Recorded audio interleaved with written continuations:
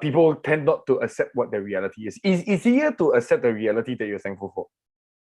It's a lot harder to be thankful for a reality that you are always complaining, right? Like, so if you're a miserable person and you're always complaining about, like, how come my McDonald's fries not the large size? You know, that kind of thing. Like where you're nitpicking at all these little details, you're focused on the what you have and the lack rather than what you're thankful for. The fact that you even have medium price, for example. This will give a very clear idea as to like what is helpful to be thankful. And I think us having a little bit of reflection today, what we're thankful for the last year, in spite of all the things, right? Like another year of no live music, which is terrible for a lot of musicians, friends of mine. Another year of no outdoor training to a certain level. A lot of, disruptions to a lot of people's lives through the year. But what are we thankful for individually? What can we be thankful for within our own lives? I think this is exactly what we're going to be talking about today. Yeah. Okay. So how should we start? Do we just dive in and just share? I think let's do one round of the number one thing you're most thankful for 2021. I think this is where it will be fun, right? Like everybody kind of just like have the one thing you're most thankful for. Yeah. And think about it. And we'll go one round as to why you're most thankful for it. I think that's very important. I think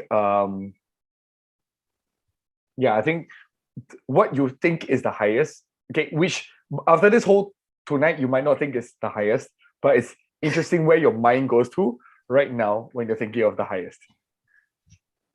Great. Okay, so with that, I shall start with Alex because I like to.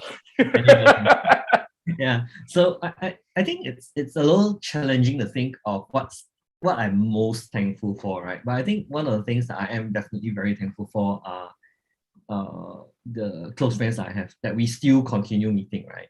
So in spite of like, well, maximum 5 people, maximum 2 people, maximum 5 people, is this whole barrage of how do we continue meeting people and catching up. So I've got some of my ex-church friends, ex-church because I used to be from that church and kind of moving around, right? So that we still meet up, we kind of count down Christmas, count down New Year's. We gather together to pray for things, and God has been very faithful to have answered many prayers, right? I have friends whose wife got citizenship. They were praying for new jobs. Both of them got new jobs. They were praying for baby, and they have a baby. Just don't know the gender yet. They refuse to tell us until there's the gender review, which is a new thing now, right? Now our time never heard of this thing called gender review. Just like, oh, it's a boy, it's a girl. It's like, no, wait for gender review. It's like, okay. It's a very American thing. Very American thing. I've not heard of it in like our generation of parents or friends for like until like this couple of years, right? So it's just very nice to be able to just remain in contact with friends, being able to see the progress, the prayers answered, and also getting close to like some of my friends with their families and the kids and everything, get to meet them, play with them, and get close. So really thankful that for, I think in general, the relationships with that, still continue to thrive in spite of COVID restrictions, lockdown, meeting people makes it a little bit more difficult. I mean, admittedly, I also get a little bit lazier meeting up people. I don't know, maybe getting older, maybe getting more tired. I don't know, but or maybe being more picky. I'm not sure about being picky nowadays. So yeah, that's what I'm really, one of those things that I'm really thankful for this for last year. That's very cool. I shall go down the line and just go, Eileen, right? What is the thing that you're most thankful for for 2021? Maybe I should say, I mean, in addition to like what Alex says, right? I mean, the opportunity to catch up with friends towards the end of the year, because I haven't been really conscientiously catching up with friends, but yeah, Christmas and New Year was just an excuse so to make effort, right? But when you said the most thankful thing, I suppose is the opportunity for new work that forces me to learn new things. Yeah, so I think that's quite interesting because I got, I mean, because now I'm not in corporate, I'm doing my own stuff. So I get new gigs. And then, what I learned over time is when people offer you a new gig, say yes first and figure out later how to do it. so that's where the learning opportunity begins, because you think like, okay, it sounds decently normal that I could have done it, until they present you the details and like, oh my gosh, like, no, I couldn't, but I need to study hard now. Yeah. So to push yourself. Yeah. It's kind of like a panic crisis turned into an opportunity, like, if you can think of that way. Panic crisis. Okay. It's very fun for me. I know exactly what you mean. I literally had that throughout the whole of October. Hello, Ethan. I think your adaptability quite high, right? My adaptability is literally number 6. Yeah. Oh, same. So you, Aline, also, is it? Mm. I think that's why you enjoy crises. If I have a crisis, I'll be really, really uptight and stressed. Like, it's procrastination. I mean, it's linked to procrastination, right? Because adaptability comes with procrastination. Yes. Yeah, you procrastinate until the last moment, then you're like, oh shit, I have to do it right then. Like, because you get pressurized, you just make it happen. Yeah. Because you are so used to doing things so last minute, but doing it well anyway. Oops. That happens. Oh yeah. But my adaptability helps with my maximizer and my arranger. So okay. My maximizer is still top 10. My maximizer is like, I think numbers 8 or 9. And then like, so adaptability plus maximizer plus strategic plus ideation. Wow. Massive. Crazy. Yeah. Okay. Plus self-assurance. Okay. Yeah. That's why I keep us all hand down. Yeah. That's why I talk about relationship. Yeah. Oh, my relationship. Yeah. Mine's number 1. Empathy also. Related. Yeah. Okay, I will ask the next person. Colin, what's the thing you're most thankful for? Okay, this one is easy for me. It's relationships. Looking forward to our first kid. Congrats! Oh wow! So it's a lot of changes because it's our first. So a lot of things we don't know. We're pretty sure we are not fully prepared, and but just. We've been praying for this for some time, and so now we are very happy to jump into the ocean. That's perfect. Well, congratulations. Are you doing the whole gender review thing? I don't know what is that. Never heard of that. It's like when you're the parents find out, and then they tell everybody what gender it is in one review. So you either have a blue cake or a pink cake or like something like this, or like balloons or balloons. Yeah, and how come you know so well? You just go online, you see a lot. One of the Californian fires was started by a gender reveal party where they had an explosion in the fields, and then they were like celebrating, and then they boom, and then it caught fire, and it became the Californian fires. In 2019, I think. Oh. Yeah, so don't start a fire call. If you're into the whole like, hey, let's announce. If you haven't already done it, then there's an opportunity for you to like, oh, let's gather together, and someone comes and then pop a balloon, and then it reveals what's inside that will reveal the gender of the baby. Yep. Oh, okay. I didn't know there's such a thing, but it's a boy. It's quite confirmed because we had to take this genetic test. So. I think genetics is like 99.9%. Well, the only chance is if it's due to a growth defect rather than because of genetic issue. So yeah. Okay. Yeah, the good thing about being trained in medicine is I can answer a lot of these questions. Colin, when's your son due? April. Oh, wow. Near my birthday. So yeah, my niece was also born last year in April. So I was like, having a lot of babies are all around me now. April, congratulations. I do highly recommend some of those classes that they have for new parents. I think some of them are very useful to have. Yeah, my brother was watching like 200 to 300 videos on parenting. It was crazy. Like he was watching all the time on the ×2 speed on YouTube. Yeah, me too. It's not just the videos, right? Because when you go for like some of these parenting classes, you end up with a community of parents. So when you kind of like going through certain things, you got some people who are like more experienced, and then they can, tell you, oh, this is how you do it, or whatever lah. So you also have your kind of like parent support group, not the school parent support group, but You can definitely talk to Jeffers for that. I can talk to you for that. Great. The thing is, yeah. I went for one of those classes, and because COVID, so the theory is online. So yeah, it is a COVID baby. So It is a bit harder. It's going to be interesting, like how things develop. Are there like benefits for COVID babies?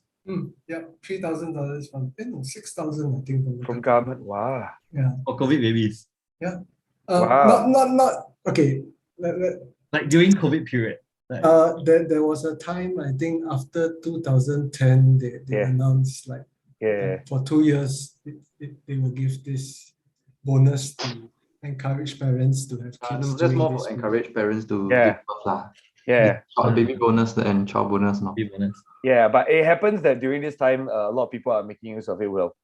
Yeah, I think there was a news article as like There was one time my HR department, like 3 of them all like suddenly went to give birth during COVID. HR department disappear. The HR department like all very busy, really human resource. yeah, literally. they provide the resource. Right, I'll go to the next one, Zhining. Okay, because I'm going to go in by the order in which people appear other than me. Because I'll do last only because I like to round up why I'm asking for the top. Yeah. Zhining?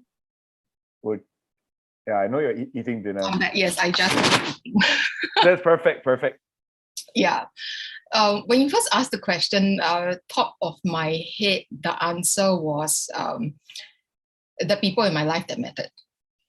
Yeah. A lot of things have happened over not just last year, but the entire COVID pandemic. Yeah, which really highlighted why they're important. Certain opportunities or situations that happen that allowed them or allowed me to show, allowed me to see how important they are to me and the kind of things that they were doing for me. Then again, I went one step deeper and I was like, okay, if COVID didn't happen, all these things wouldn't have happened as well. So I think in a way, I'm thankful for COVID also. Yeah, because it has really shown me a different lifestyle, a different side of people. My life is really quite different now, I think, compared to the last prior to 2020. I think just before COVID started, I might have mentioned this previously that I was a little bit lost in my profession. Yeah, I wasn't quite sure if healthcare was for me. And COVID made me reflect why the hell did I stay in this industry for so long? Yeah, because I've basically hit 20 years in public healthcare. Yeah, I started when I was really young. Not that I'm that old in a way. And then even with some of the past 3 months, with some of the things that have been quite difficult for me, which I shared at the last session. I mean, if they didn't happen, I wouldn't have seen, the certain side of like my aunts, how they actually care for me. And they were asking me, why didn't you ask us for help? And I was like, why didn't I ask you for help? That kind of situation, to know that people are really there for me. Even just a couple of weeks ago, I heard from my master's tutor, that I haven't heard from for about a year already. Just offering me an opportunity to contribute to her book chapter that she's actually writing. Yeah, so there's a lot of all these things that I'm thankful for, a lot of people that I'm thankful for.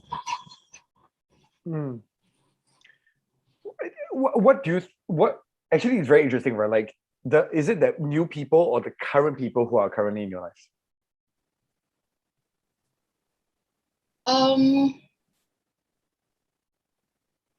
A mix, I think. Yeah. So there are people that I've met because of COVID. There are also people that have been in my life for a really long time. It's just that they haven't been in prominence, or we haven't had that kind of interactions, that have brought us to a new level of deep. Yeah. That's great. So it's like there's both, a mixture of both sides. Yeah. Great. I will move on to Lai Feng, because she was previously coaching what the name, yeah, but Lai Feng actually. Yes. Hi. Okay. No worries.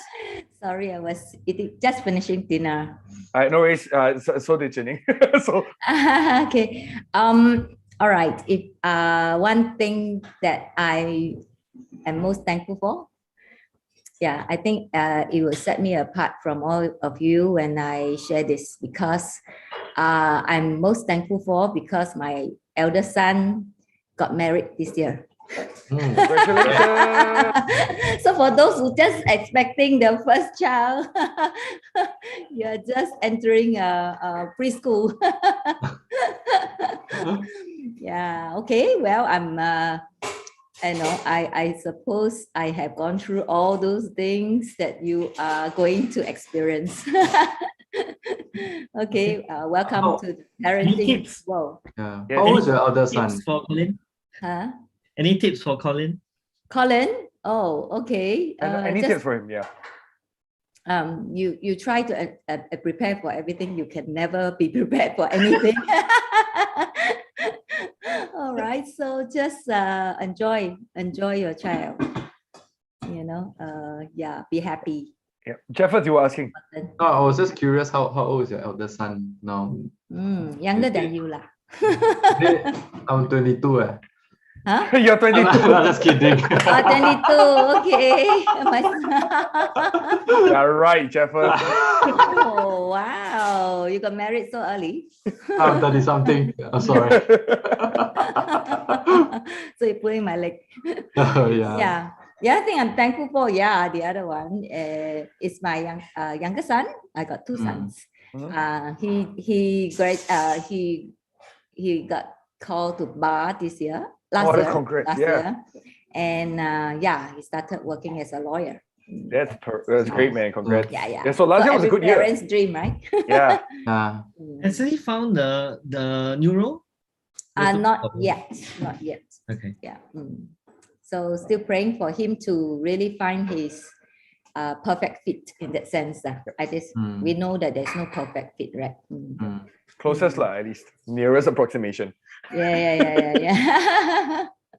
But I trust that God will provide and open doors, and I'm very happy for my children.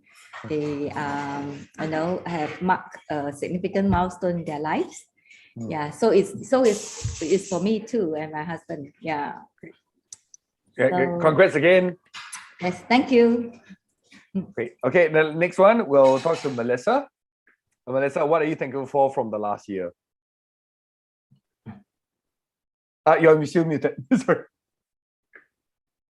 I'm thankful for many things. So firstly, I'm thankful that towards the end, I think around November when I had my new job, I think that really allowed me to just like reassess all my limiting beliefs and like overcome that. And I think that was the crux of the whole thing, because like addressing that limiting beliefs like really just allowed me to just change my mindset completely, and then like everything else just fell into place with that change in mindset. And I think apart from that, it was the ability to like just embrace change. I think that whole like the whole COVID thing just allowed me to like reassess what is important, and allowed me to like prioritize what is important to me. And I think reflection wise, we usually push change, right? We resist change because it is very difficult, and like staying status quo is easier.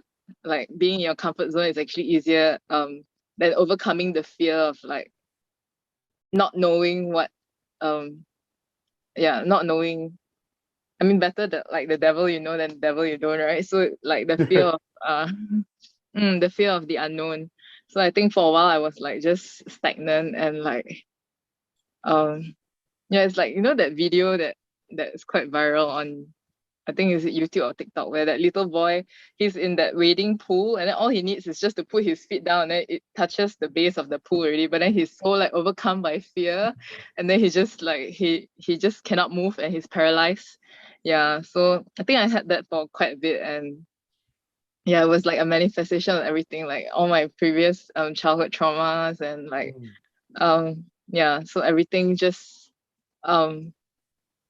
yeah, just being removed, like the burdens being removed from me. Yeah, so I think overall, yeah, just taking a step, yeah, I'm closer to the finishing end than the beginning.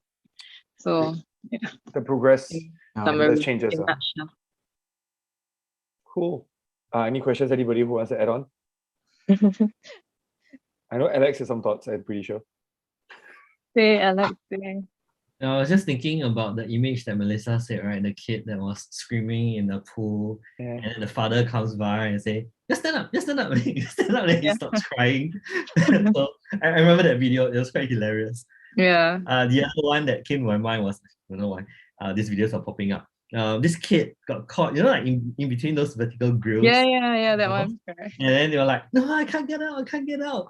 And then after that, the father was just like, sideways, he right? stand up, he walked through, the body went through, and he's Yeah. it's like, Yeah, "Any yeah. problem? Yeah, I can't get my head out." And he didn't realize that he was out of the thing. So that's quite funny. When you're mired in your own situation, right? Until you Yeah. break out of it. Yeah. Mm. Great. Okay, next one, Jeffers. So me, the one thing I'm grateful for the year, is it? Yes. What The you what, most number one. Number Yeah. one, I guess the thing is because I got 2.5 kids lah. So the elder one, okay, one is on the way next year, right? So that's the 0.5. Wait. Next year or this year? Next year. Like That's 0.5. 2023. Oh yeah, this year, sorry. Next year, no? Yeah. How do you be Definitely. pregnant now and give More birth than next 9 year? months. Like, Somehow that so my kids' schedule mess up my head. Yeah, but it's also the thing that I'm grateful for, because I mean seeing my kids is like seeing a reflection of myself lah. So I've one, the elder one is 5 years old, and the elder one is the younger one is 2 years old lah. So I guess one thing I'm always grateful is mainly just playing with them. Sometimes I see a version of myself in them. Whenever they get angry, that's like my wife saying like, that's how you got angry with me. Right? So it's like, okay, good reminder to self then. Yeah, and then adopt whatever I say, right? So I guess one thing I'm more mindful of is like recently I used to bring my kids to go cycle, and even I bring now, right? And to me it was just like, oh, sometimes I love to exercise, then I'll just like, oh, install a child seat, then I'll bring him to like West Coast Park, cycle, right? And to him it makes his day. So recently I think my wife asked him like, oh, what was the happiest thing to you? Yeah, of course he remembered a number of things like, oh, going out with mama, going mama to shopping center, and cycling with papa. Then I think it's like, I always thought like, oh, it's just activities that we plan for kids, but it never dawned upon me that, oh, actually it makes a huge difference for them. It's because like, oh, you're just being there with them and playing with them. To them it means the world to them lah. So to me there's a deep sense of appreciation lah, just being more present with them, and just showing up lah, yeah, in their lives and creating memories with them. that's awesome. So do you have any advice for Colin? I would guess similar to what Lai Feng said, like you it's a discovery process lah. So there are a lot of things you can. I used to plan a lot, but after I realized that you plan after a lot of things won't go according to plan. So it's just that like you embrace that moment or whatever, whatever they somehow create for you, that it can be an opportunity, also can be a disaster lah. Yeah, but to them to them it's just like, oh, everything is an opportunity. When they're young, right, they don't see it's a disaster. So you just embrace it and be with them lah. And they remember you for it. They just remember you because you are being there with them. That's great. It's very good advice. Thank you. Any thoughts from Alex, or if not, I'll just move on to me. Yeah, go ahead. Go ahead. Okay, great. So thank you everybody for sharing. I think it's really interesting because a lot of it did revolve around relationships, but I think things happening, right? Like, so people near us, things that happen to us. For Melissa, it's a personal breakthrough. I think that's great. I think Jenny talked about her personal breakthrough-ish, but with other people supporting her. I think that part of the situation. I think where we are right now is like there's a big bunch of things that are external, there are a bunch of things which are internal. I think for me, the thing is, the irony here is the people I stopped caring about last year were very critical for me. I think that was very, very essential, where I let go of a lot of people because I tend to pick up people much more easily than I let go of people for the longest time. So I'm pretty sure you know that very well, Alex, that feeling of picking up everybody but then not letting go of anybody. And I think the last year was really a testament to me letting go of people. A lot of things happened where I let go of people, actively got rid of people in my life who were actually detrimental to me. And because of that, I had space for other people to come in. I think that was very essential in that process, because once I let go of a lot of the toxic people, that the whole 2021 felt like a detox year, right? where it was like 2020 was like the, oh my gosh, everything's just falling apart. There was already starting, it already started the process of dropping some people. But in the last year, it really anchored it in.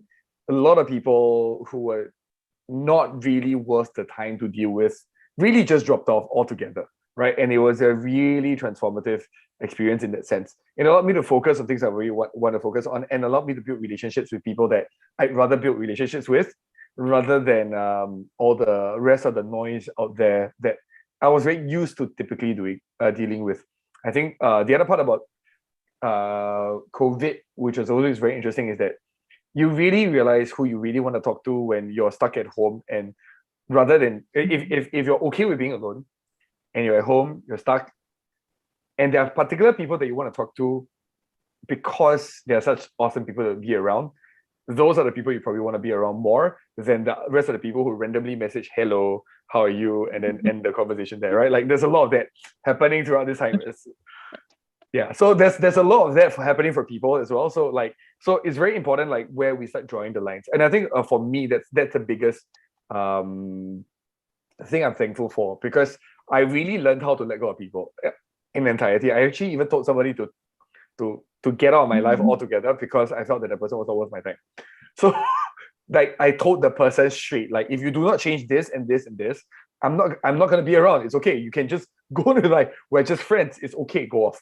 Right? Like, it's very interesting because, like, because I usually am the bouncing board, or like the last anchor, right? Like, the last thing that they can anchor to. And if people don't change, I am like, why am I still talking to you? So like it used to drain me of a lot of energy. I used to have people that I dread talking to. Now I'm going, nah, sorry, you're like, if you're not going to change any of this, I'm sorry, I'm not going to talk to you. I have a lot more busy things to get to. And that's actually probably the thing I'm most thankful for in 2021. It's ability to really just say, okay, enough of these people in my life.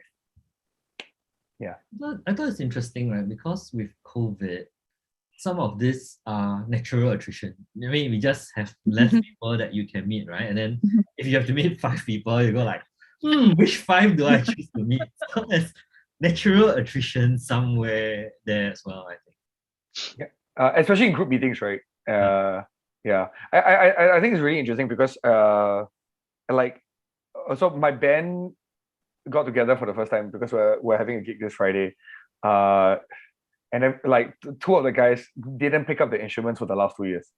So like they literally had like nothing to play, right? So they were so thankful for a gig for the first time in so long, and they're like, this is the best news in like the last 2 years. So we were hanging out, and we're just like, one of them who said he will never get married and now is married and has a kid.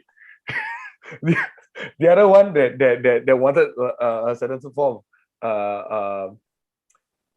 stability in life, in certain ways, now does food delivery. But you know what? He actually realizes that there's no shame to it, and actually, food delivery earns more money than music, especially now. So it's really interesting to see what's happening for everybody and all the different growth. One of the major parts is another friend who lost 25 kg, became part of the Six Pack Club, quit smoking, quit this, quit that, quit this, like, and have a revamped life, right? People are like, when these people grow so much, you don't need to get them out of your life. Like, those are the biggest things that I realized. It's like I want these people to be in my life because they inspire me to be more, right? Like, I don't have to X certain people who are just destructive. Because actually, also the other thing about COVID is that it got people to focus on things that matter to them, right? Like when like one of my new friends from last year, he said that like literally before COVID, he wouldn't even have had time to meet people. Now he has time to breathe, to rest, to talk to people, and all these kind of different things. I think this is also one of the things that, you know, I've noticed, right? Like that's where COVID is more of an enhancer of a person. So if you watch TikTok all the time and do not do anything else, that shows you what kind of person you are. If you're always complaining about same few things and repeating the same few mistakes, even through COVID, you know, that shows what kind of person you are. And I think that's just more like an enhancer of what you are. And it really showcases a lot of the people around us. Especially extended lockdowns and the random lockdowns in the middle of the year where we suddenly went from like, we can go out as 8 people finally, and then next moment, it cannot go out again. I think those are very key moments last year. Huh? Got 8 people, man? Yeah, we hit phase 3, like we just opened up to 8 people. Next moment we locked down to 2 Go to people. 5 again. Chinese New Year last year. Yeah. I keep thinking that was the year before. Oh my gosh. Okay. The year before, we were still at the year before in January, COVID was still in China only. I thought we started lockdown in May. March. Yeah, that's when we started this quick live thing, right? Yes. Yeah. Right? And then after that, okay. Yeah. It's been 2 years. It's now reaching 2 years. But yeah, that's the thing, right? Okay, I think with this, I think this is where the interesting part, right? Like, if you guys notice, the things that matter the most to you are going to be top of mind when you say all these things, right? Like, so for each of us, I think one of the things that I want to kind of set in place before we go into other things we're grateful for is, what do we want to be grateful for this coming year?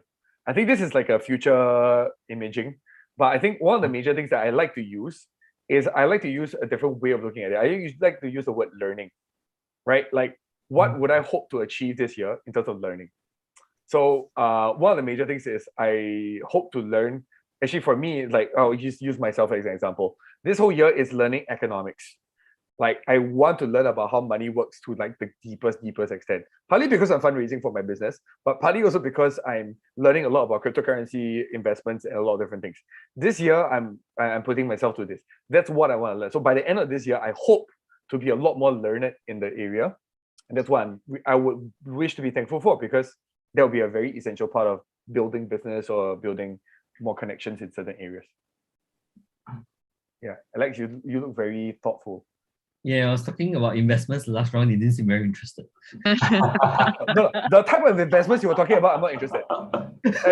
So I'm more into PE, I'm more into private equity, I'm more into startup investments, I'm more into corporate governance, I'm more into how the whole macroeconomic scenarios work, how money moves from China to US and back. Those stuff I'm very interested in. But you talk about pure public stocks, I cannot. But that's why I say economics, right? I'm not talking about investments. Yeah, so Lifeform, if you want someone to talk to about crypto, find Ethan. Yeah, there's several conversations with Lifeform. I'm dipping my foot in. But I'm talking to the people who actually develop the software, not just the buy sell side. I'm actually interested in like the technology. Where is it being applied? How is it being applied? Yeah, those are the interesting things for me. How does it help you to make money? How does it help? Very practical question. So the key part about this is that I don't think I can make money from any. So another thing about me as a person that I'm always thankful for. This is something I can't make money out of something I don't believe in.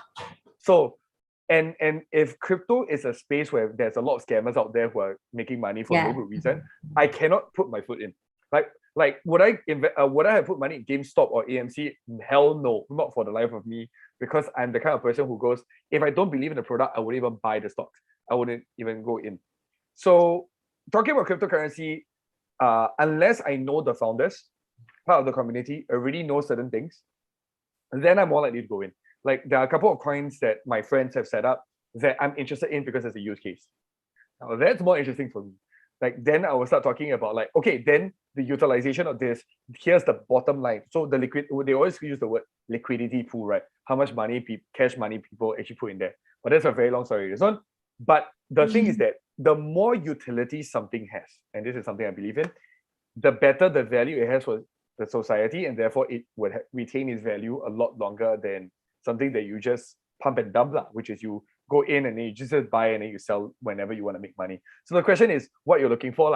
If you're looking for pump and dump, I'm definitely the last person to talk to. That means where to make the money in the fastest amount of time, like Squid Coin, right? Like somebody created a Squid Coin, made $2 million and disappeared, right? So I can't do that and I will never believe in that. But if you're talking about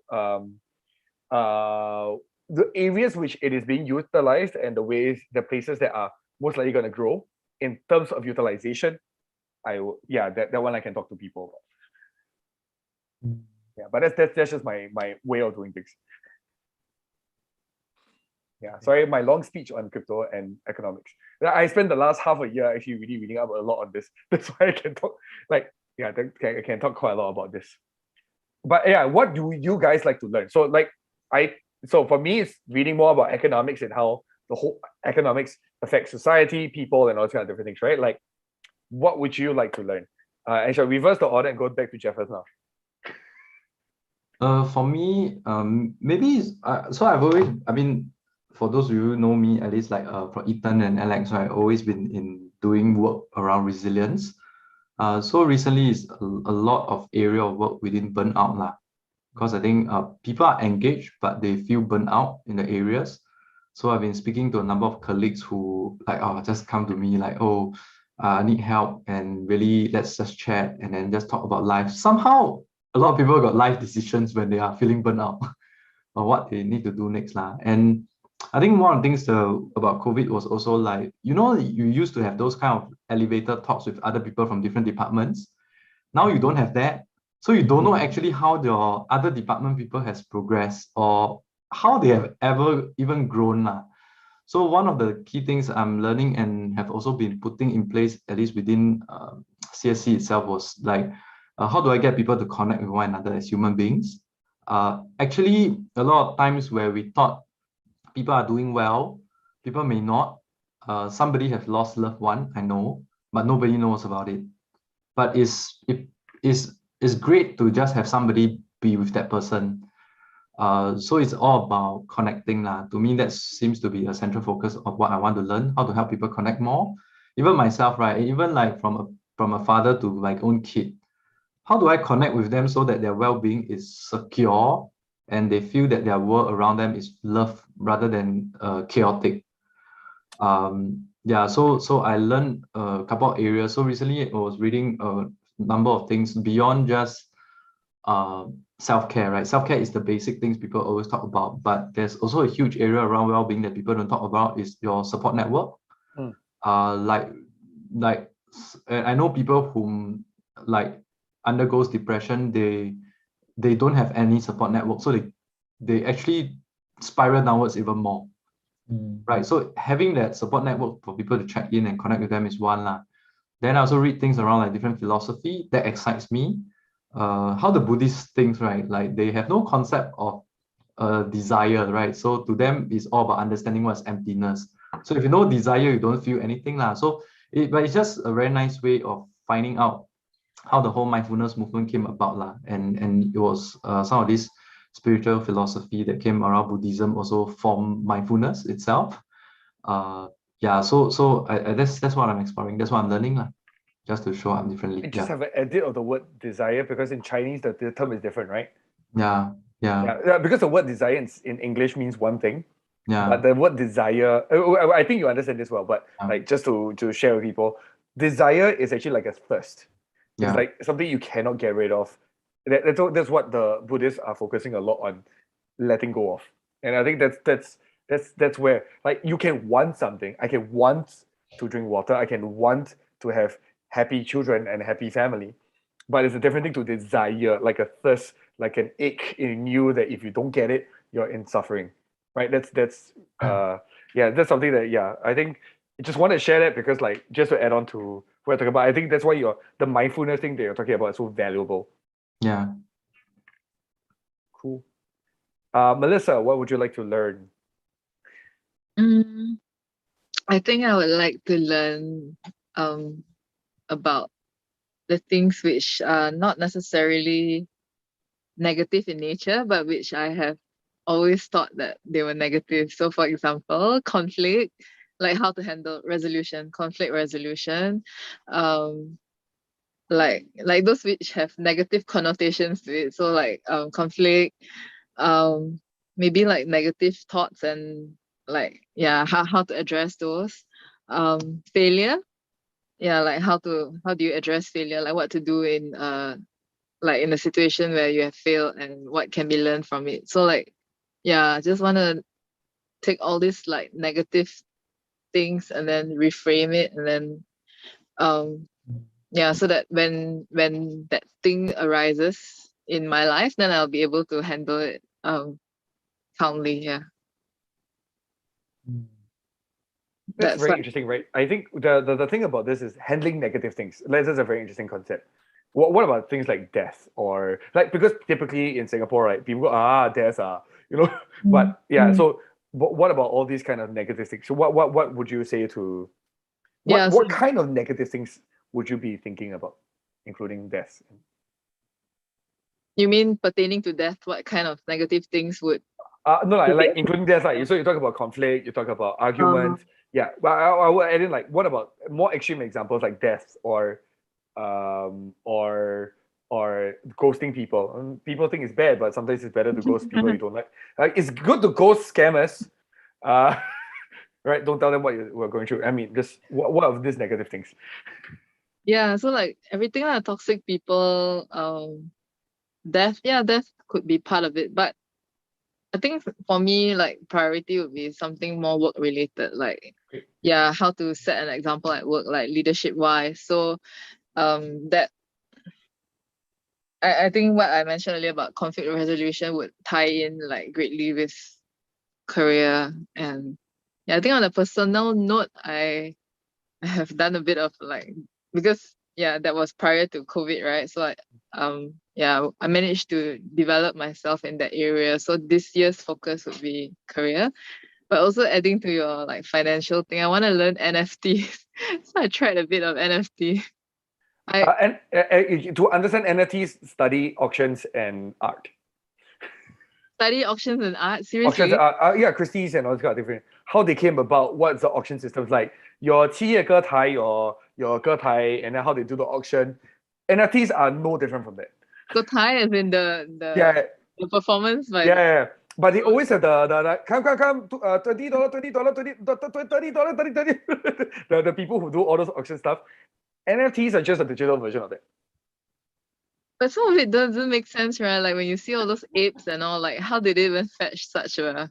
So read up on Bored Apes and read up on CryptoPunks and their origins and how they came about. Bored as in B-O-A-R-D? B-O-R-E-D. Yeah. Okay.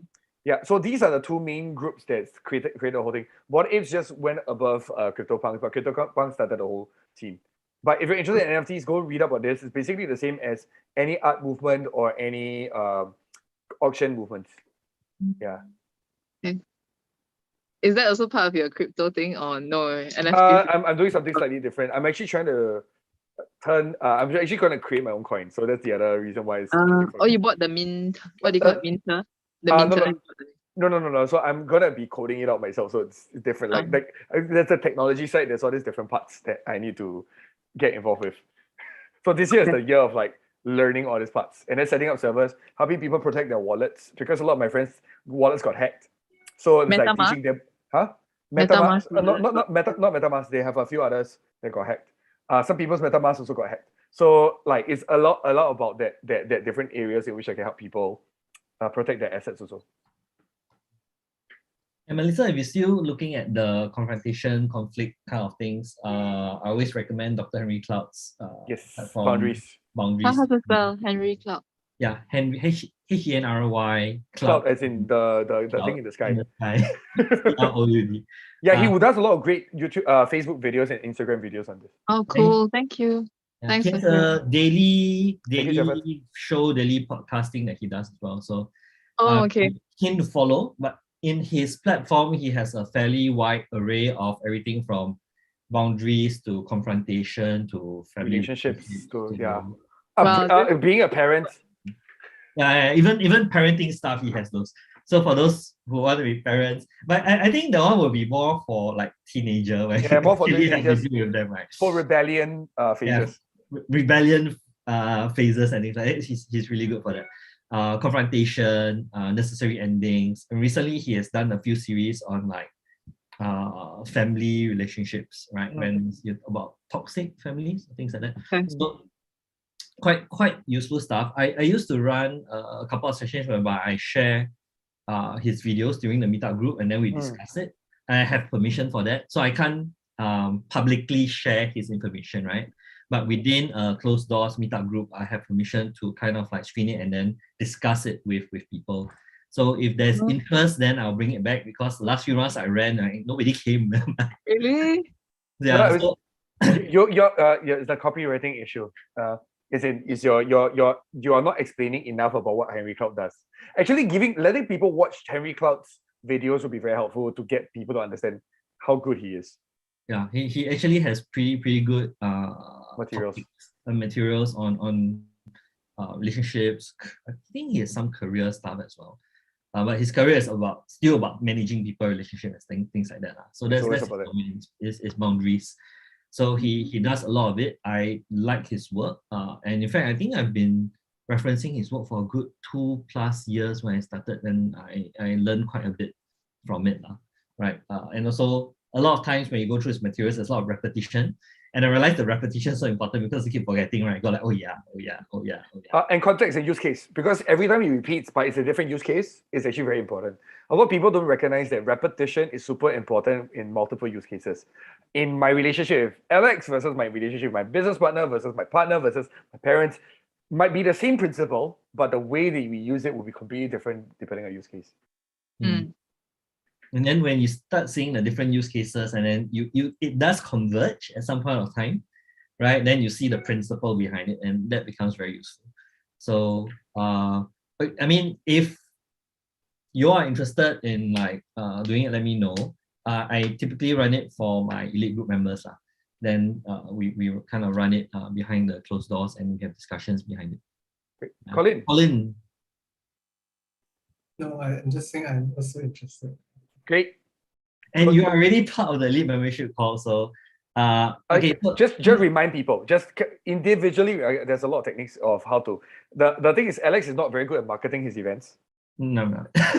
So it's okay. We'll make sure that he'll get back to you on this. And yes, thank you, Colin, for raising your hand for that.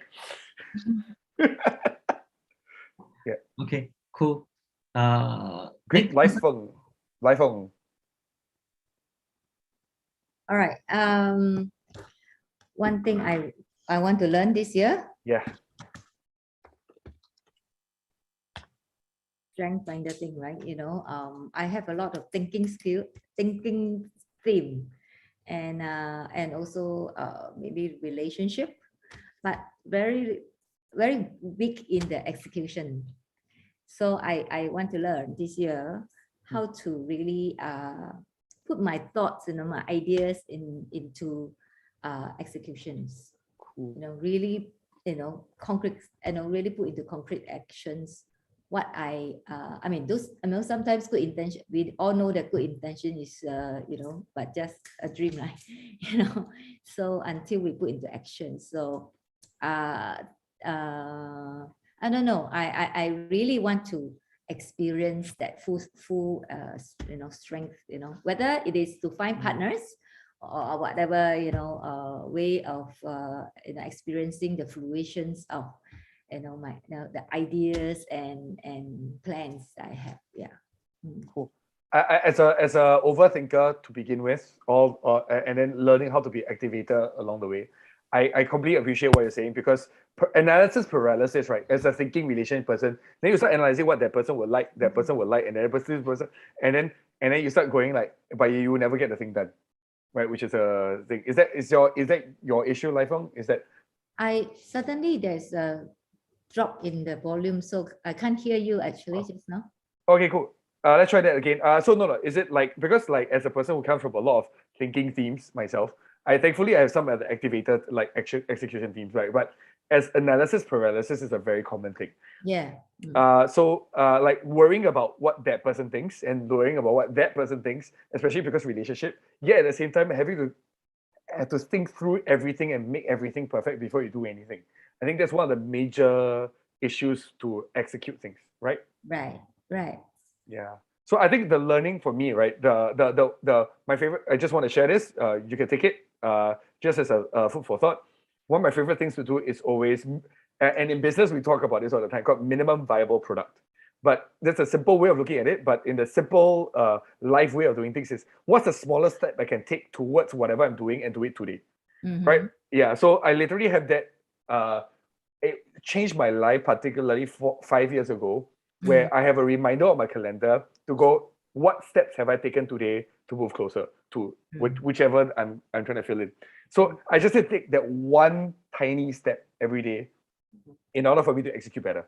But that's what I learned the most like 5 years ago. It allowed me to be a lot more anchored about and practical about my ideas and my thoughts and make it more reality based. So just a food for thought, so that hopefully, if this might help you, it'll be something that you will learn very well this year.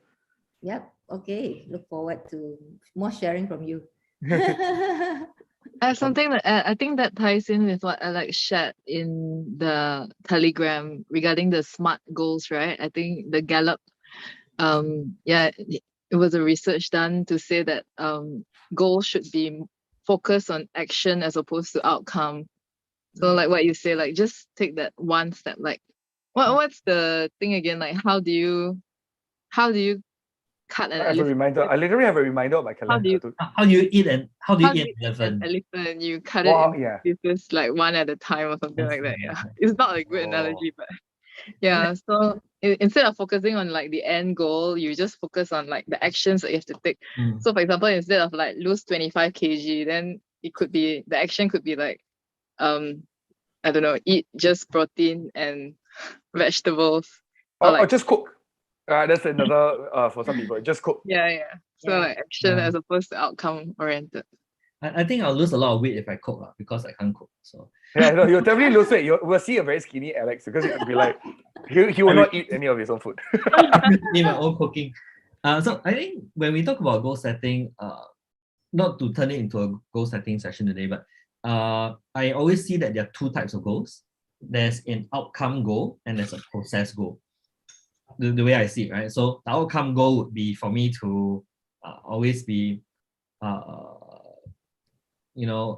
stated in positive terms, can be valid, can be verified, achievable, can be acted on by self and things like that, right? Well-formed outcomes. Time bound.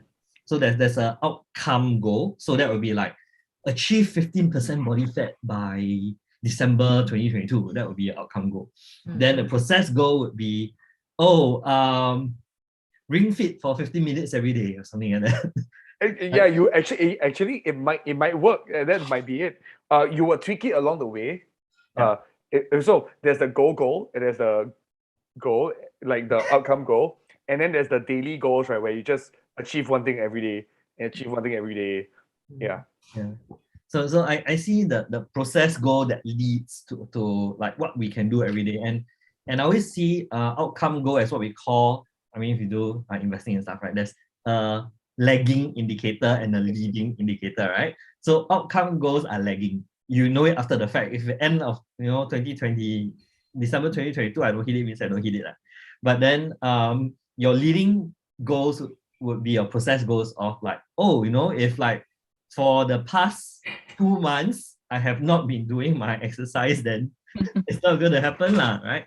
So I kind of like to always make sure that I have both tiers of goals when I'm making outcome goal, right? That I make sure that I have processes and times scheduled and blocked out for these things. About that, right? Like, so no 0 days is my approach now, which is every day I need to do something for my business. So especially as a business owner or as a freelancer, it's very easy to say, I will do this the next day because you're in charge of your time, you're in charge of everything, right? I'll get back to this person another time. I always do this thing where it's no 0 days. I always check in. Have I completed one of each of the areas I need to do, like in like each day? So usually I have set a task. What's the minimum quantity? I always go there, and as long as the minimum quantity is set hit, I'm happy. I can play, I can do anything I want for the rest of the day. And that freedom gives me the thing where because it's step by step every day, right? It really works. This works for music, especially as a musician. Like, as long as I practice once a day, 5 minutes also can. Like, I will be way better than if I don't practice at all or practice only one time. So 5 minutes every day versus 20 days practice 1 hour.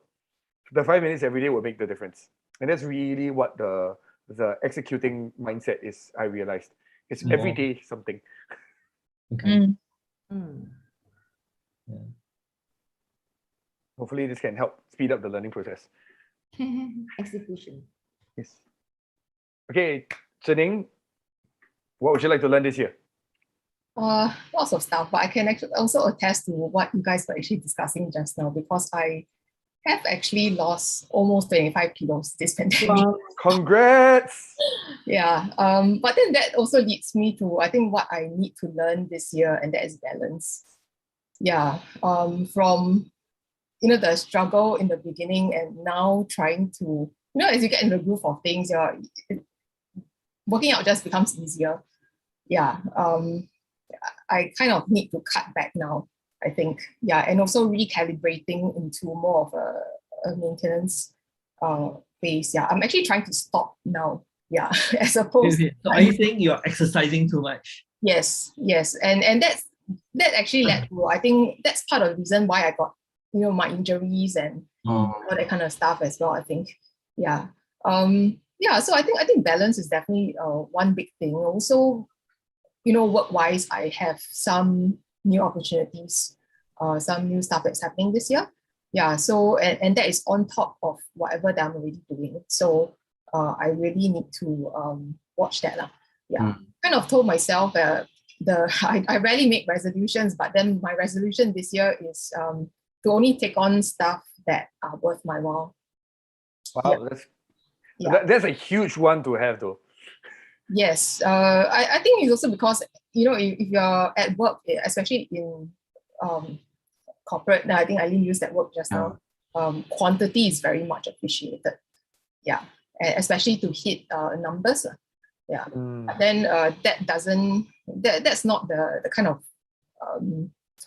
thing that drives me. Yeah, I think I'm more about quality and satisfaction, and things like that, and not hitting numbers, which are typically on your balance scorecard.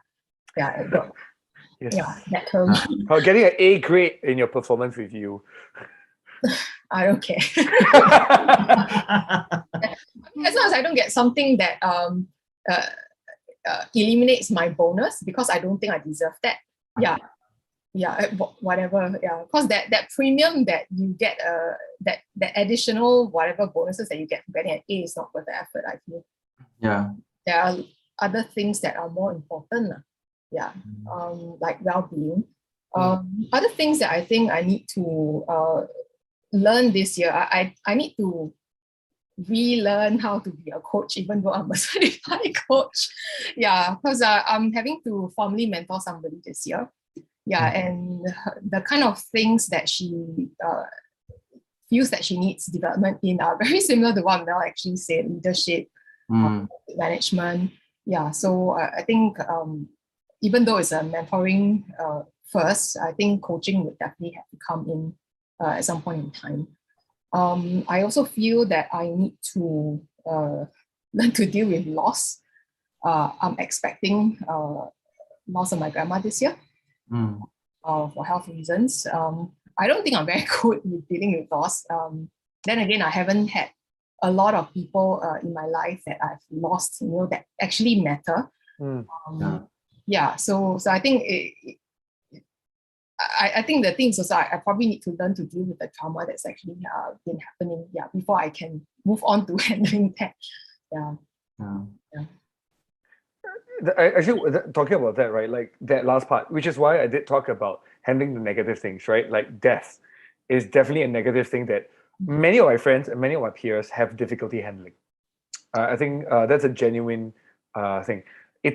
Because in our society we take it as taboo, versus having a conversation around why is it bad. Like then I cannot see my grandma anymore, or I cannot connect with her.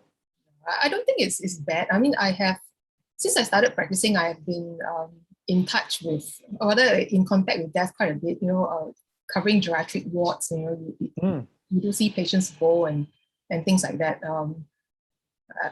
It's just about when it's somebody that matters so much to you. That kind of loss is very different. I've really started to think about it happening. Because being deliberative, I'm a little bit slower with things. So I mean, I don't know how it would help, but then definitely I think it's about at least when it happens, it won't be unexpected.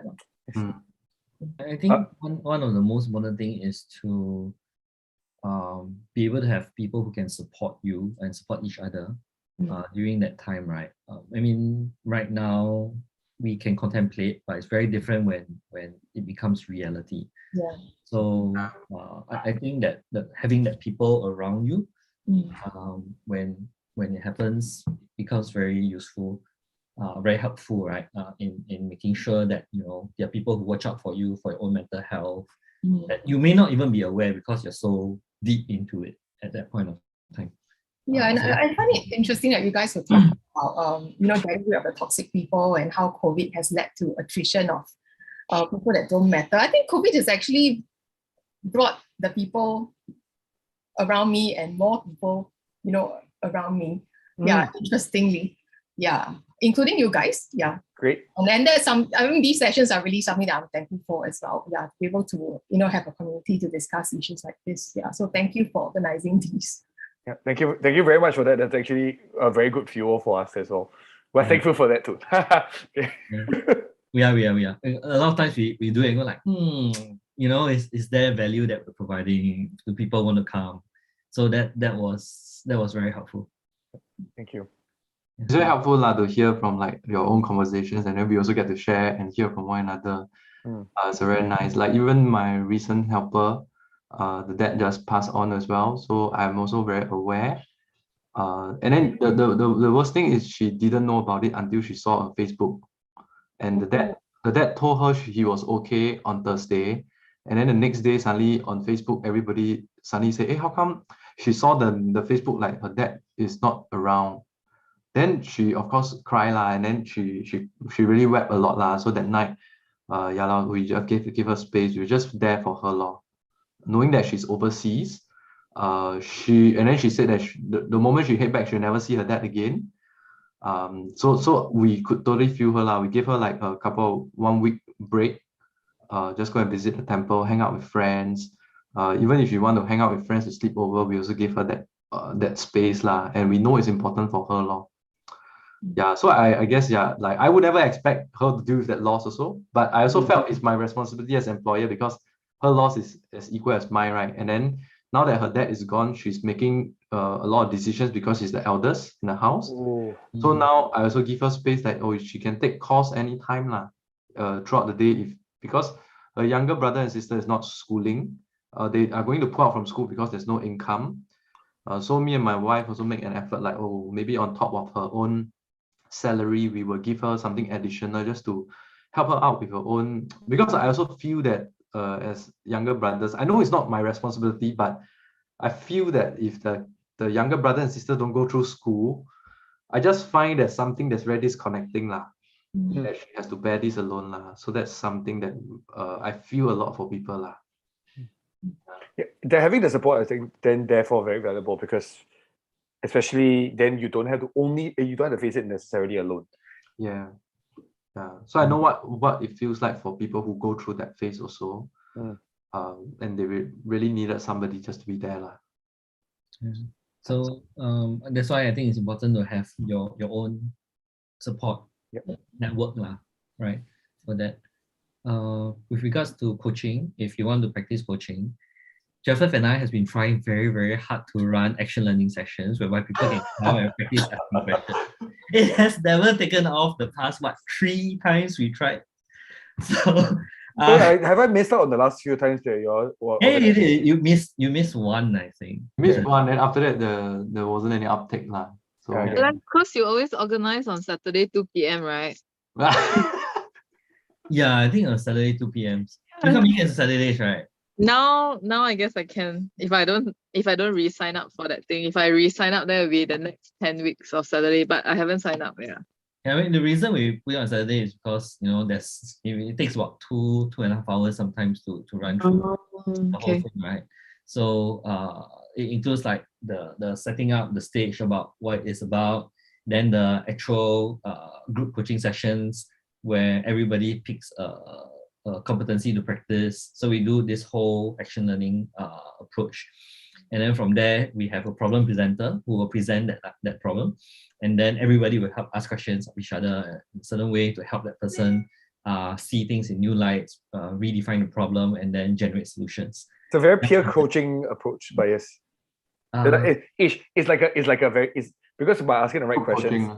It's very peer coaching like, where you don't tell the person what to do, but you're asking questions to explore the topic better, which is action learning, right? But in the process, then you learn about coaching more about coaching. Yeah. We also learn about things like what are good questions to ask, right? So when you hear other people asking good questions, you go like, hey, that's a great question, I can ask the next time, and things like that, right? So as we start to do more and more of that, it actually evolves our skill set. And then on top of that, you have the action learning coach, right? So that will either be Trevor for myself, who will then draw learnings. So we may stop the session, then pause the session to draw out learnings, opportunities from the session at each point of time. So that's kind of how the whole structure of action learning works. And again, if there's demand and people can make it, we will run it again. We've been trying very hard to run it. And that will actually help with anyone who wants to practice coaching, asking questions, and things like that. So that would be very useful to have. Lai Feng, you wanted to say something just now, so just checking in.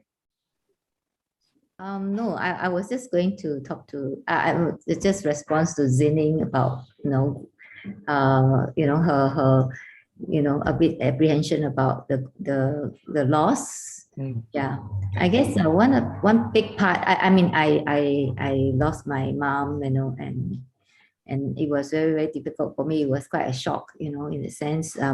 So I think one of the biggest thing we need to, I find it hard to grasp this is a lot of the things that you wish you wanted to do and then you didn't have a chance to do. Yeah, and that's the thing that keeps evolving in our mind, and that's harder than just the loss itself, because it's like it is a lot about what I wish I can do.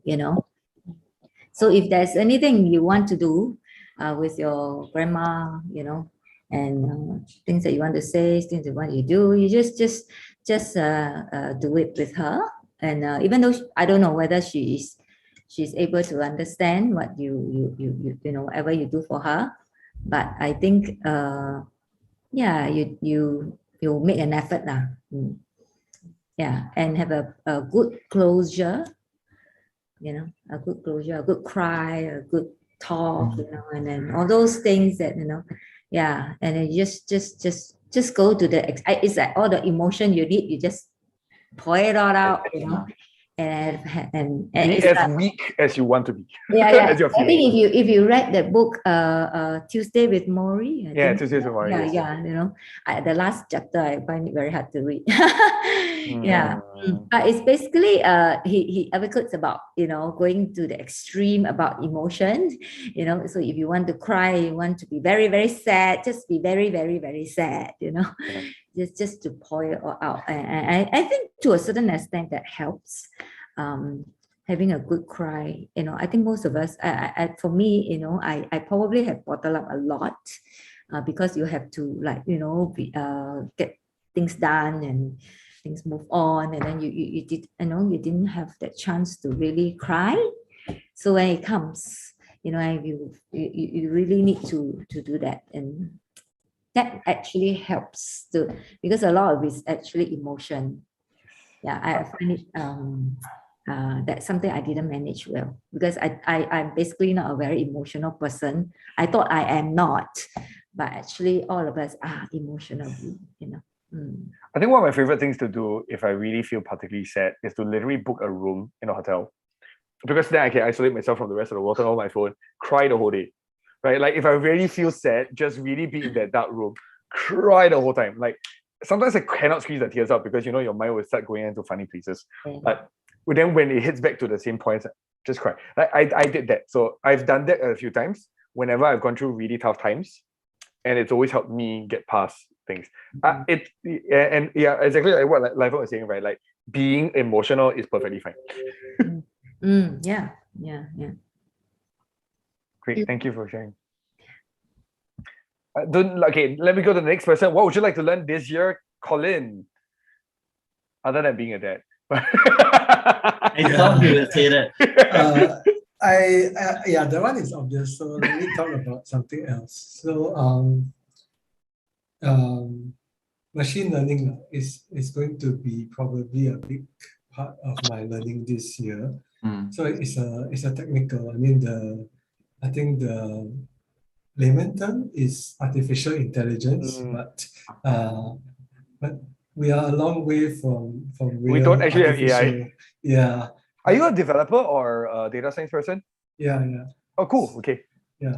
So but what we have is we are able to make computers do a lot of computations on a lot of data and figure out what we should buy next, just from what we have looked at versus what a lot of other people have looked at.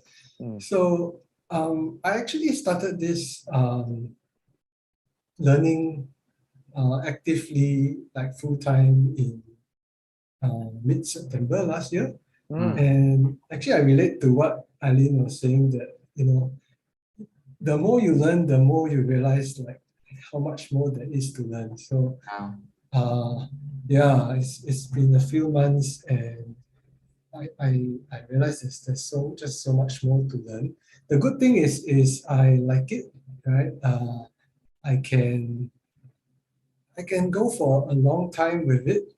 I've also realized that it really sucks to be a student. Like when you're working, you always think like, students are so good, they have no responsibility. But it's really hard to actually like learn something for more than 2 hours, let alone 4 hours. I realized again, yeah. So but I hopefully there'll be a bit more practical in it this year. Hopefully I'll be able to get a job in this area, and also like talk to some people who have good experience in this field. I can introduce you to a few friends who are in ML, because I'm also kind of in that space. So yeah. Okay, cool. Yeah, sure. Like because I literally have a person who is going from ML into cybersecurity. So there's quite a lot of topics in the area. Machine learning is a very interesting field, but it's like you said, it's very far away from intelligence. And it's basically human coded hyper computerized outputs. Because at the end of the day, a lot of the first criteria are still done by humans before the computer comes out with its own criteria. Okay.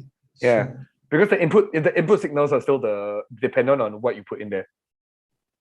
The input is the reason why it's called machine learning is the machines actually do learn. Yes, it's true you need to provide the coding, but also based on the data that's coming in. So it's to me it's quite fascinating that machines are actually learning by themselves. But of course, it's going to get more and more crazy. Like I think you all might have heard of how the Facebook computers, they started generating their own language to more efficiently talk to each other. Yep. And they shut it down, right? I heard. Yes. Yeah, they shut it down. Yeah. So scary. Actually, it's consciousness lah. That's their own consciousness. I wouldn't because it's not sentient yet. So it wouldn't pass the Turing test. It wouldn't pass the Turing test. Yeah. So it creates its own language, but it hasn't passed the Turing test yet. So I wouldn't say it's conscious, but there's a. So it's yet, right? It's just Yes. whether if they push on a bit later. Yeah. Recursive thoughts is the hard part for ML so far. That'll be interesting if, I mean, I'm not really lost touch of how the whole AI thing works, right? But if we can replicate neural networks and have them learn. I was watching this anime. Yes, I still watch anime. It's called Sword Art Online, right? So Yeah, Sword Art Online. And then the last one, the very, very last season, was the whole idea of what if you could, like, replicate the consciousness of an infant and let it learn and grow, and then it becomes a sentient AI being, right? I was like, wow, okay. Imagine at some point in the future if that becomes true. It's a different world.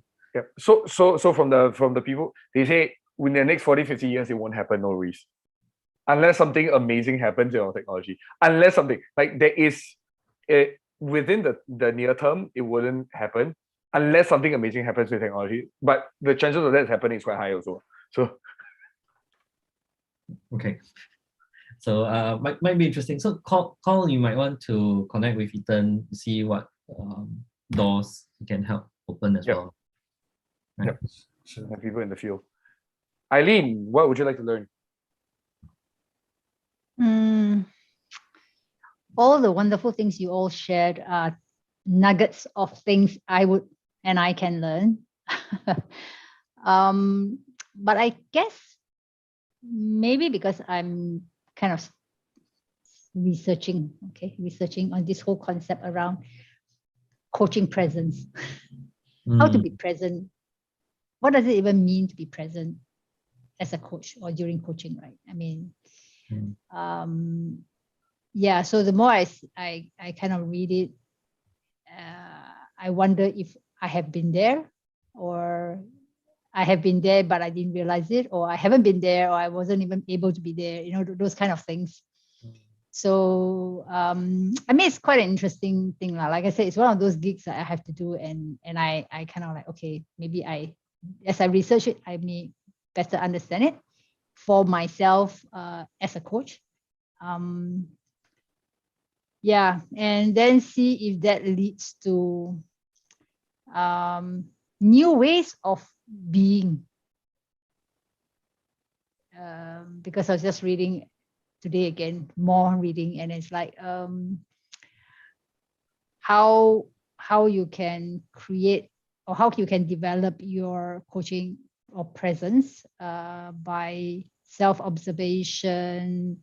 I think this whole concept, which is quite new, I just read about it, is kind of like the experiencing self versus the observing self, right? And then they talked about self-observation, they talked about recognition, and they talked about a few different things. So it's quite interesting. It's alien because it's academic, right?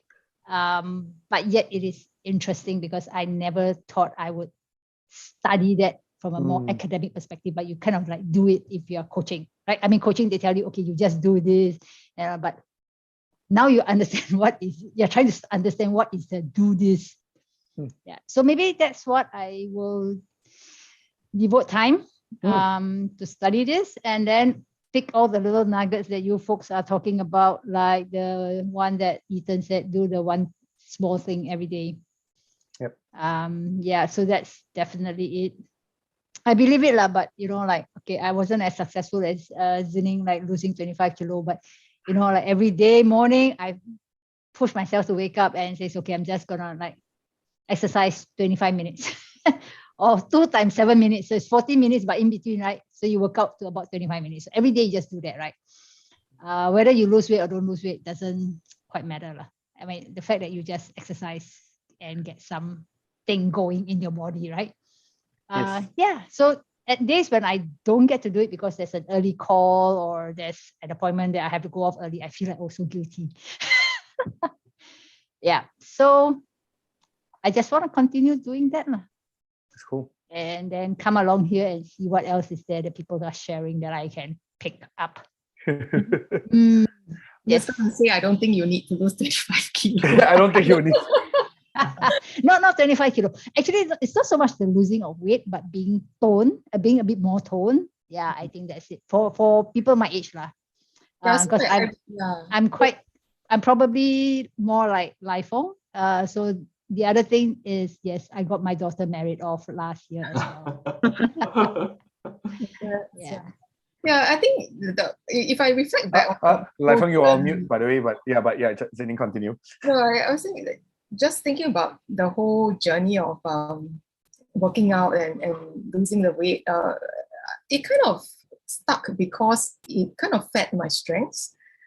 Yeah, so I actually didn't. I mean, like I say, I don't like numbers kind of outcomes and things like that. Even though that is part of the consideration for health reasons, I actually set out to gain strength.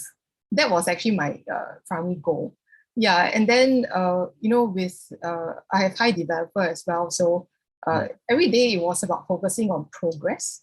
It wasn't so much on I want to lose how many kilos, I want to hit a particular numbers. Yeah, so it was really just it just melted away, like every little bit, and not being judgmental. Like you cannot fault yourself, when things just don't allow you to do things. Yeah, and about picking activities that allow you to enjoy them because your strengths, those are your natural tendencies. Yeah, so doing yoga, picking up, learning how to lift weights. Yeah, it is really about those little technique, how you turn your arm, just striving for particular, those technique kind of based things really fed my deliberative, I feel. Yeah. Being very intentional with certain things. Very cool. Yeah. I just, Lifelong, you were saying some things that sadly you were muted. That is okay. No, just a comment. It's fine. Okay, great, cool. Yeah, no, I think it's really awesome that and the thing is that you will realize the things that you learn are always going to be the things that you will forget that you learned along the way. So what happens is that halfway through it, then you start realizing, actually what Zining said was perfect, because it's like it became part of her life. It became who she is.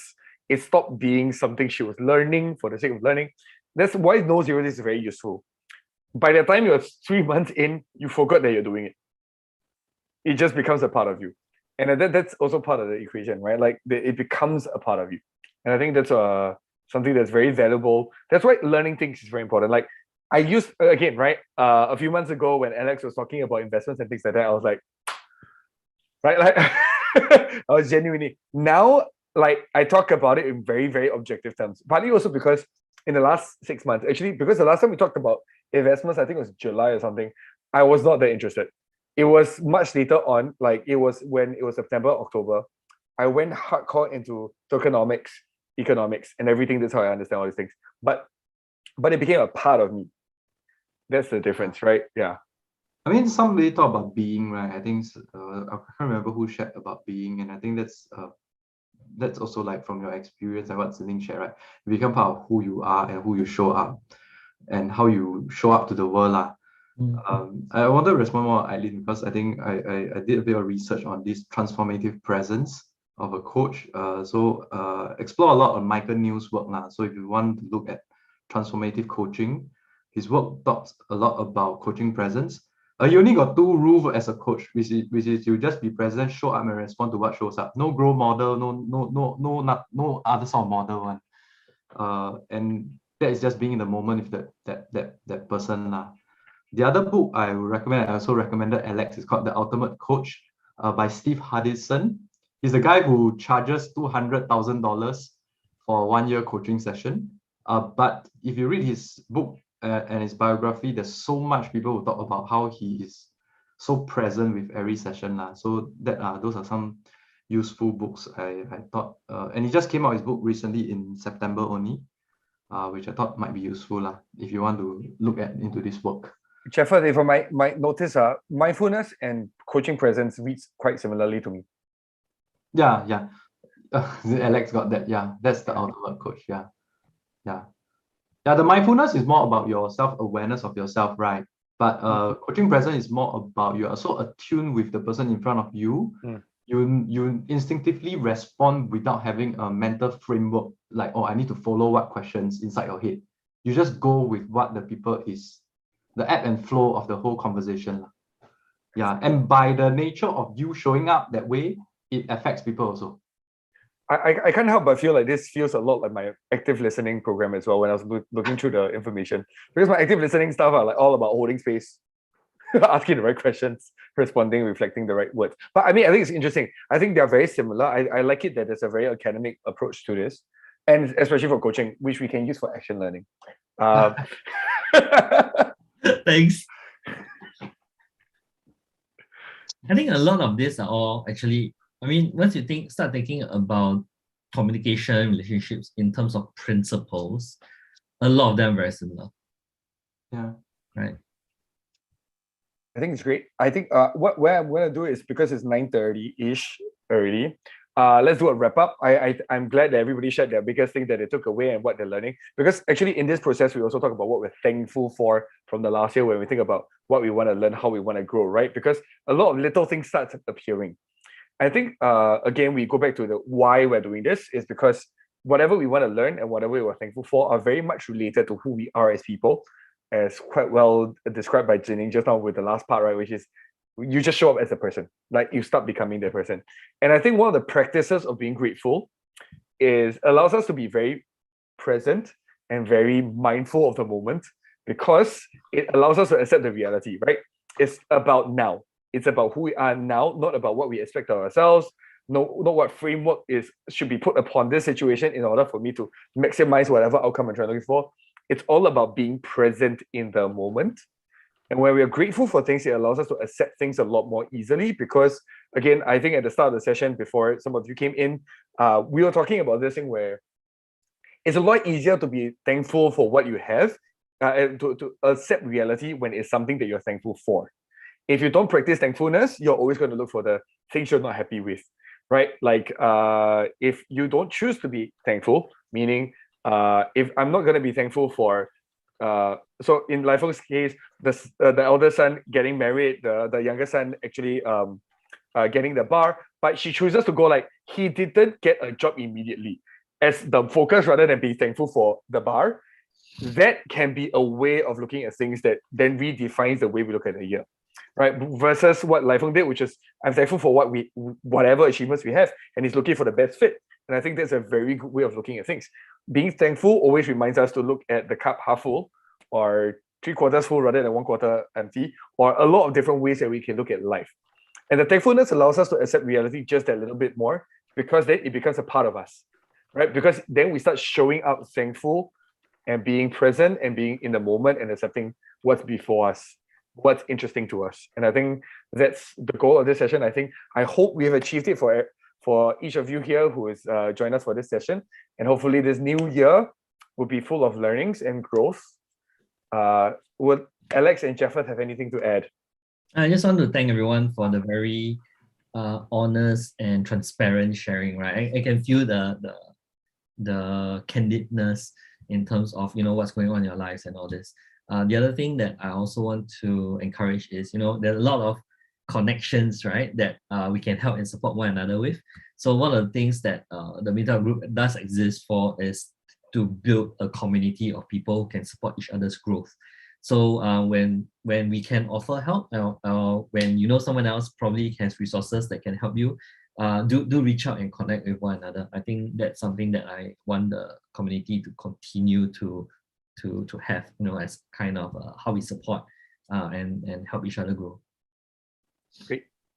Jeffrey? Yeah, I mean, just to echo what Alex saying, right? Just really appreciate that you all bring your stories here and share. It's a virtual space, right? So I think it's often not easy to bring your stories, but I think through your stories, you also know who you are, lah. And I mean, you also see like Ethan bantering with Alex, and you just know who we are as people as well, right? So, and I think it's that connection that I always feel that is not to be taken for granted. And we created this space just to share our feelings, our thoughts, and I'm just deeply appreciative of it. Yeah. Oh yeah, we're also trying to grow the community. So if you have friends you think you like to bring into the community, please do so, and just like, hey, with this thing going, do come and join us. Yes. Thank you everybody for being here today, and let's look forward to a new year of learning and growth, and more sharing, more openness, having a community that keeps growing together. I think that's very essential, right? Like the support network. I think this is what the focus is here, right? So thank you everybody. Thanks everyone. See Thanks, you. Ian. Thanks, Bye bye. everyone. Good night. Good night. Night.